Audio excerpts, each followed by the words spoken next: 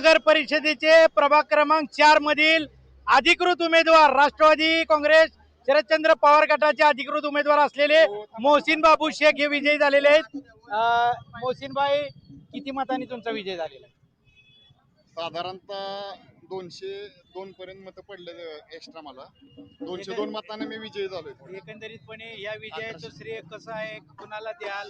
या निवडणुकीत अत्यंत चुरशीची वाटणारी निवडणूक ही मतपेटीतून साधी आणि सोपी झालेली आहे. याबद्दल काय सांगाल? चुरस ही मुळात नव्हतीच, एकतर्फी निवडणूक होती.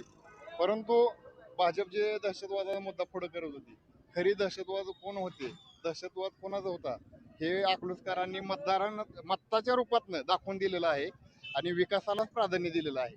जनतेतनं असं बोललं गेलं की भारतीय जनता पार्टीकडनं आर्थिक उलाढाल मोठी झाली, पैशाचं वाटप झालं, तरी सुद्धा अकलूजच्या जनतेनं भारतीय जनता पार्टीला नाकारलेलं दिसत आहे. या संदर्भात तुम्ही काय सांगाल? धनशक्ती विरोधात जनशक्ती असाही सामना होता. तर जनतेनं हातात घेतलेलं इलेक्शन होतं, त्यामुळं आमचा विजय ही पक्का होता आणि आमच्या सगळ्या मतदारांच्या आशीर्वादाने हे अकलूजकरांचा विजय आहे.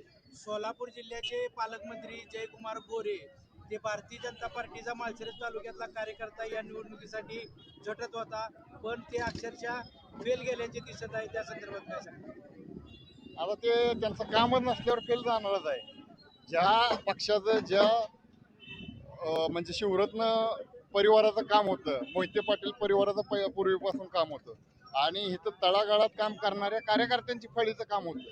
त्यामुळे त्यांचा पराजय हा फिक्स होता आणि आमचा विजय फिक्स. एक सांगा, तुम्ही नगरसेवक झालेला आहेत, नवनिर्वाचित अकलूज नगर परिषदेचे नगरसेवक आहात.